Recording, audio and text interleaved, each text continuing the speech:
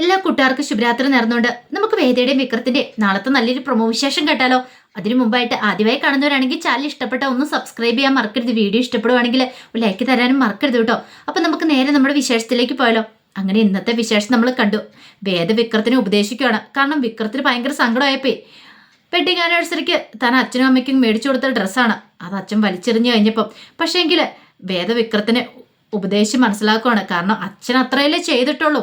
കാരണം വിക്രം ഈ ഗുണ്ടാപ്പണിയായിട്ട് നടക്കണ പണം കൊണ്ട് മേടിച്ചു കൊടുത്തായതുകൊണ്ട് അച്ഛൻ അങ്ങനെ ചെയ്തേ. ഒരു പക്ഷേങ്കിൽ വിക്രം സ്വന്തമായിട്ട് അധ്വാനിക്കുക, ദേഹം അല്ലെങ്കിൽ ജോലി ചെയ്ത് ഒരു തോർത്തമുണ്ടെങ്കിലും വാങ്ങിച്ചോണ്ട് കൊടുക്കുക. അച്ഛന് സന്തോഷം. അച്ഛനത് രണ്ട് കൈ നീട്ടി സ്വീകരിക്കും. എന്നിട്ട് നല്ല അന്തസ്സോടെ അച്ഛൻ്റെ മുന്നിൽ നിൽക്കാൻ പറയാണ്. ഇത് കേട്ടതും വിക്രം ഇങ്ങനെ ആലോചിച്ചു. പിന്നീട് പറഞ്ഞു, വിക്രത്തിന് ചിലപ്പോൾ ഇപ്പം ഞാൻ പറയുന്ന ചിലപ്പം ദേഷ്യമായിട്ട് തോന്നിയേക്കാം, ഇഷ്ടപ്പെട്ടെന്ന് വരില്ല. പക്ഷേങ്കിൽ പിന്നീട് അത് വിക്രം ആലോചിച്ച് കഴിയുമ്പോഴത്തേനും വിക്രത്തിന് മനസ്സിലാവും ഞാൻ പറഞ്ഞ ശരിയാണല്ലോ എന്നുള്ള കാര്യം. വിക്രത്തിന് ഞാൻ പറഞ്ഞത് ശരിയാണെന്ന് തോന്നിയാൽ മാത്രം ചെയ്താൽ മതി. അവനവന് നന്നാവാനായിട്ട് ഇനിയും സമയമുണ്ട്. സമയമൊന്നും കടന്നു പോയിട്ടില്ല. അച്ഛനും അമ്മയ്ക്കും പ്രായമായിട്ട് വരുവാണ്.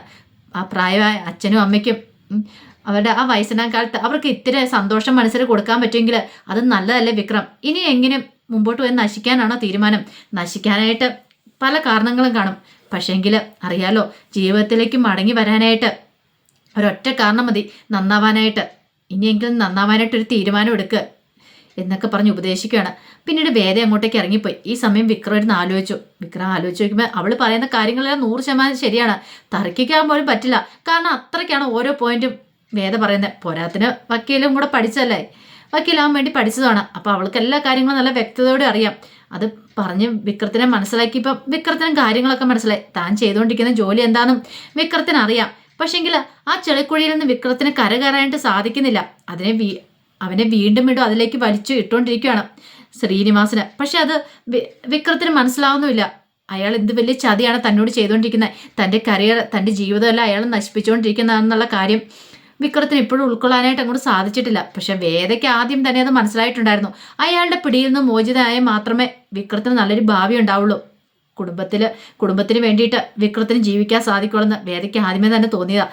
അതുകൊണ്ടാണ് അയാളുടെ പിടിയിൽ നിന്നും വിക്രത്തിനെ രക്ഷിക്കാൻ വേണ്ടിയിട്ടാണ് വേദ ഈ കാര്യങ്ങളൊക്കെ പറയണത് തന്നെ. പിന്നീട് വേദ അങ്ങോട്ട് പോയി കഴിഞ്ഞപ്പോഴത്തേനും വിക്രം എഴുന്നേറ്റു. വിക്രം പുറത്തേക്ക് അങ്ങോട്ട് പോവാണ്. പുറത്തേക്ക് പോകുന്ന സമയത്ത് വിക്രത്തിന്റെ മനസ്സിലേക്ക് വരുന്ന വേദയുടെ ഓരോ വാക്കുകളുമാണ്. വേദ പറയുന്ന ഓരോ വാക്കുകളും അത് കൃത്യമായിട്ട് വിക്രത്തിന്റെ മനസ്സിലേക്ക് വരുവാണ്. നിങ്ങൾക്ക് ഈ കുണ്ടിൽ നിന്നും ഇനിയും കരകയറാൻ സമയമുണ്ട്. നിങ്ങളായിട്ട് നിങ്ങളുടെ ജീവിതം നശിപ്പിക്കരുത്.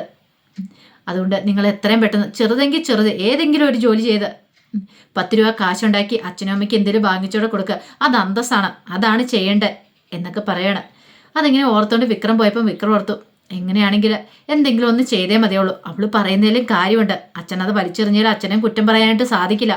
ഇപ്പം അച്ഛൻ്റെ സ്ഥാനത്ത് താനാണെങ്കിലും ഇങ്ങനെയൊക്കെ ചെയ്യുള്ളൂ. ഒരു മകൻ്റെ സ്ഥാനത്ത് നിന്ന് ചെയ്യേണ്ട കടമകളൊക്കെ താൻ ഇതുവരെയായിട്ടും ചെയ്തിട്ടില്ല. ഇന്ന് വരെ അച്ഛനും അമ്മേനെ കുറിച്ചും കൂടുതൽ അന്വേഷിച്ചിട്ടില്ല. അവൾ പറഞ്ഞാലേ അവരുണ്ടോ ഉടുത്തോ എന്ന് പോലും അന്വേഷിച്ചിട്ടില്ല. ഇതൊക്കെ ഓർത്ത് കഴിഞ്ഞപ്പോൾ വിക്രത്തിന് തന്നോട് തന്നെ ഒരു പുച്ഛം തോന്നുകയാണ്. പിന്നീട് വിക്രം നേരെ വർക്ക്ഷോപ്പിലേക്കാണ് ചെല്ലുന്നത്. വിക്രത്തിന് മുഖം കണ്ടു കഴിഞ്ഞപ്പോൾ തന്നെ അങ്ങോട്ടേക്ക് ജോസഫേട്ടൻ വന്നിട്ട് ചോദിച്ചു, എന്ത് പറ്റി വിക്രം, ഇന്ന് ഭയങ്കര അസ്വസ്ഥനാണല്ലോ എന്ന് പറയാണ്. ഒന്നുമില്ല എന്ന് പറയാണ്. പിന്നെ വിക്രം അവിടെ ആലോചിച്ചുകൊണ്ടിരിക്കുക. ഇത് കണ്ടപ്പോൾ തന്നെ അങ്ങോട്ടേക്ക് വന്നിട്ട് രാജേട്ടൻ പറഞ്ഞു, എന്തോ കാര്യമുണ്ട്, അല്ലാതെ വിക്രം ഇങ്ങനെ ഇരിക്കുമല്ല. ഒരു പക്ഷേ ഇനിയിപ്പോൾ രാധയുടെ പ്രശ്നമാണെന്ന് പറയാൻ പറ്റില്ല. സാധാരണഗതിയിൽ അതാണല്ലോ തിരിഞ്ഞു വരുന്നത്. എപ്പോൾ നോക്കിയാലും രാധയുടെ പ്രശ്നമായിരിക്കും മുന്നിലേക്ക് വരുന്നത്.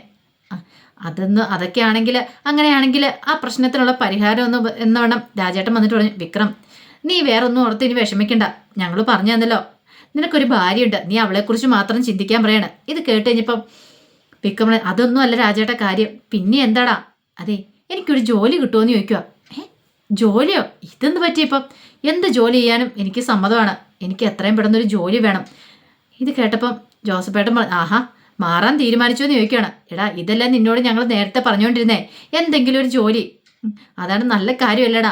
ഈ പണിയും ചെയ്ത് എത്ര കാലം നിനക്ക് മുന്നോട്ട് പോകാൻ സാധിക്കും? നിന്റെ കല്യാണം കഴിഞ്ഞു, നിനക്കൊരു കുടുംബമൊക്കെ ആയി. ഇതൊക്കെ ഞങ്ങൾ പറഞ്ഞ് നിനക്ക് ഇഷ്ടപ്പെടത്തില്ല. ഞങ്ങൾ എത്രയോ വട്ടം പറഞ്ഞിട്ടുണ്ടെന്ന് പറയാം. ഇത് കേട്ടം വിക്രം പറഞ്ഞു, എന്ത് ജോലി ചെയ്യാനും എനിക്ക് സമ്മതമാണ്. എന്തെങ്കിലും ഒരു ജോലി തരപ്പെടുത്തി തരാൻ പറ്റുമോ എന്ന് ചോദിക്കാം. ഞാനൊന്ന് ആലോചിക്കട്ടെ, നോക്കട്ടെ എന്ന് പറഞ്ഞുകൊണ്ട് ജോസഫേട്ടൻ അങ്ങോട്ട് പോവാണ്. ഈ സമയത്ത് നന്ദിനി മുറിയിലേക്ക് എല്ലുവാണ്. അപ്പോഴേക്കും വിനയൻ അങ്ങോട്ടേക്ക് വന്നു. വിനയൻ വന്നു കഴിഞ്ഞപ്പോഴത്തേനും നന്ദിനി പറഞ്ഞു, വിനയേട്ടാ ഇവിടെ ചില സംഭവങ്ങളൊക്കെ ഉണ്ടായെന്ന് പറയണേ. എന്താ നന്ദിനി? ഇങ്ങോട്ട് നോക്കാനും പറഞ്ഞുകൊണ്ട് ആ വിക്രം മേടിച്ചുകൊണ്ട് വന്ന ഷർട്ടും മുണ്ടും ആ സാരിയൊക്കെ എടുത്ത് കാണിക്കണം. ഇതൊക്കെ നീ എപ്പോൾ പോയി മേടിച്ചു? ദൈവമേ, ഇതിനൊക്കെ എത്ര രൂപയായിടെന്ന് ചോദിക്കുക. ഞാൻ ഈ അലമാരിക്കകത്ത് വെച്ചിരുന്ന പൈസ നീ എടുത്തോന്ന് ചോദിക്കും. പിന്നെ വിനയേട്ടൻ വെച്ച് പൈസ എടുത്തോണ്ട് പോയി മേടിക്കാൻ എനിക്ക് എന്നെ ഭ്രാന്തുണ്ടോന്ന് ചോദിക്കുക. പിന്നെ ഇത് എവിടുന്നാടി ഇത്ര വില കൂടിയ സാരിയൊക്കെ? അതൊന്നും പറയണ്ട, ഇന്ന് വിക്രം മേടിച്ചോണ്ട് വന്നാന്ന് പറയണേ. വിക്രം മേടിച്ചോണ്ട് വന്നു നമുക്കോ? അത് പതിവില്ലാത്ത കാര്യമാണല്ലോ. നമുക്ക് മേടിച്ചോണ്ട് വന്നല്ല, അച്ഛനും അമ്മയ്ക്കും. പിന്നീട് അവിടെ നടന്ന കാര്യങ്ങളെല്ലാം പറയണം. എല്ലാം കേട്ട് കഴിഞ്ഞപ്പോഴത്തേനും വിനയം പറഞ്ഞു, അങ്ങനെയാണെങ്കിൽ ഇതിന്റെ പിന്നിൽ ആ വേദയായിരിക്കും എന്ന് പറയണം. വേദ പറഞ്ഞിട്ടായിരിക്കും അവൻ വാങ്ങിച്ചോണ്ട് വന്നേ. അതെനിക്കും തോന്നുന്നുണ്ട് വിനയേട്ടാ.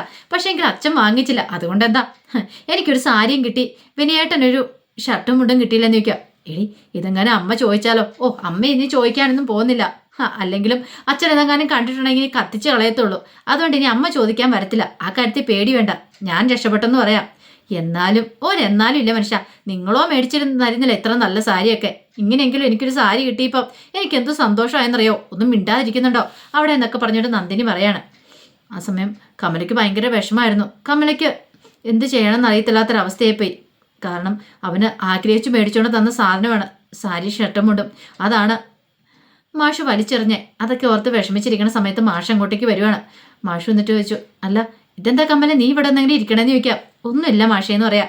എനിക്കറിയാം നിന്റെ മനസ്സിൽ നല്ല വിഷമമുണ്ടല്ലേ എന്ന് ചോദിക്കാം. അത് പിന്നെ മാഷേ, അതെ നിനക്കറിയാലോ എനിക്ക് എന്തുമാത്രം പ്രതീക്ഷയായിരുന്നു. ബാക്കി 3 മക്കളുണ്ടെങ്കിലും അവനെക്കുറിച്ചായിരുന്നു എനിക്ക് ഏറ്റവും കൂടുതൽ പ്രതീക്ഷ. എല്ലാ കാര്യത്തിലും അവനല്ലായിരുന്നു ഒന്നാമത്.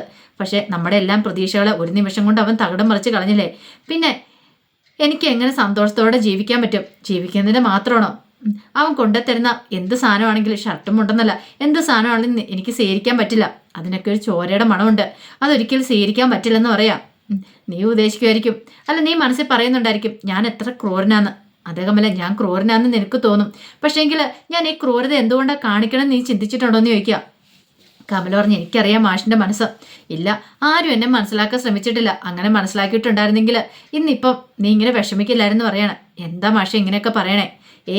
നിനക്ക് വരെ തോന്നിയിട്ടുണ്ട് പലപ്പോഴും ഞാൻ അവനെ അവഗണിച്ചിട്ടുണ്ടെന്ന്. എന്തുകൊണ്ടാണ് അവഗണിക്കുന്നേ? അങ്ങനെ അവഗണിക്കുമ്പോൾ അവൻ ഇന്നല്ലെങ്കിൽ നാളെ മാറുമെന്ന് എൻ്റെ മനസ്സിലിരുന്ന് ആരോ പറയുന്നുണ്ട്.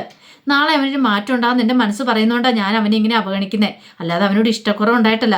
ഇപ്പോഴും എൻ്റെ നെഞ്ചിൻ്റെ കോണിൽ ഒരു വിശ്വാസമുണ്ട്, അവൻ നേരെയാകും. അവൻ പണ്ടത്തെ പോലെ നമ്മുടെ വിക്രമാവുന്ന ആ ഒരു നെരിപ്പോടും നെഞ്ചിലുള്ള ഒതുക്കൊണ്ടാണ് ഞാൻ നടക്കണേ. മരിക്കുന്നതിന് മുമ്പ് അങ്ങനെ ഒരു കാഴ്ച കാണാൻ ഞാൻ ആഗ്രഹിക്കുന്നത്. അതുകൊണ്ടാണ് കമല ഞാൻ ഇങ്ങനെയൊക്കെ ചെയ്യുന്നതെന്ന് മാഷ് തുറന്നു പറയണം. മാഷിൻ്റെ ആ തുറന്നു പറഞ്ഞത് കേട്ട് കഴിഞ്ഞപ്പോഴത്തേനും കമലയ്ക്ക് ഭയങ്കര സങ്കടമായിപ്പോയി. കമല പറഞ്ഞു, എനിക്കറിയാം മാഷേ, എത്രയാന്ന് പറഞ്ഞാൽ സ്വന്തം മോനല്ലേ, മോനെ തള്ളിക്കളയാനായിട്ട് മാഷിനാവില്ല എന്ന് എനിക്കറിയാം. പക്ഷേ അവൻ നന്നാവും.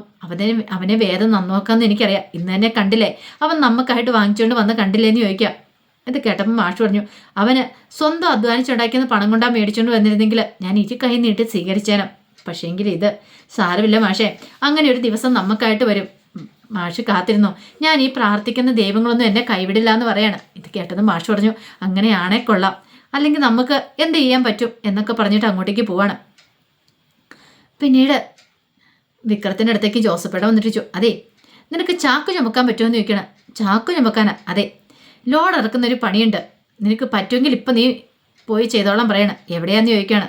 അതെ, കുറച്ച് വണ്ടിക്കകത്തേക്ക് കുറച്ച് ലോഡ് കയറ്റാനുണ്ട്, നിന്നെക്കൊണ്ട് പറ്റുമെങ്കിൽ നീ അത് കയറ്റി വെക്ക്, പൈസയൊക്കെ കിട്ടുമെന്ന് പറയണം.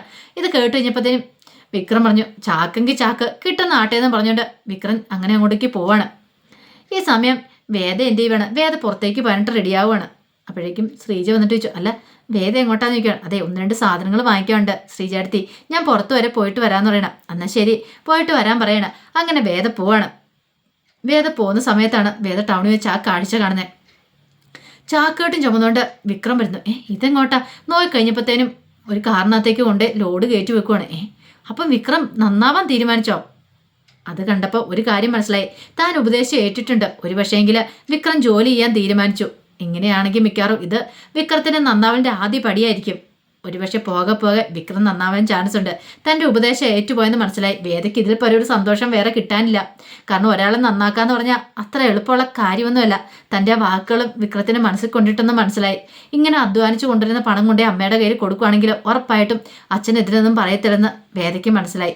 അപ്പോൾ അതിൻ്റെ സന്തോഷത്തിൽ വേദ അത് ആ കാഴ്ച നോക്കി നിൽക്കുകയാണ്. അപ്പോൾ അതിൻ്റെ വിശേഷങ്ങളൊക്കെയാണ് നാളെ കാണാൻ പോകുന്നത്. ഇനിയിപ്പം വിക്രത്തിന് ഒരു മടങ്ങിപ്പോക്കുണ്ടാവില്ല. ഒരുപക്ഷെ ശ്രീനിവാസൻ പഠിച്ച പണി 18 നോക്കിയാലും വേദ എന്നൊരു പെൺകുട്ടി ഭാര്യയായിട്ട് വിക്രത്തോണ്ട് കൂടെ ഉള്ളപ്പോൾ ഒരു കാരണവശാലും വിക്രത്തെ ഇനിയിപ്പം ആ പഴയ ചെളിക്കുണ്ടിലേക്ക് വലിച്ചിടാനായിട്ട് ശ്രീനിവാസിന് കഴിയില്ല. അപ്പോൾ അതിൻ്റെ വിശേഷങ്ങൾക്കായി നമുക്ക് എല്ലാവർക്കും കാത്തിരിക്കാം കേട്ടോ. ഒരിക്കൽ കൂടി എല്ലാവർക്കും ശുഭരാത്രി നേർന്നുകൊണ്ട് നിർത്തുന്നു.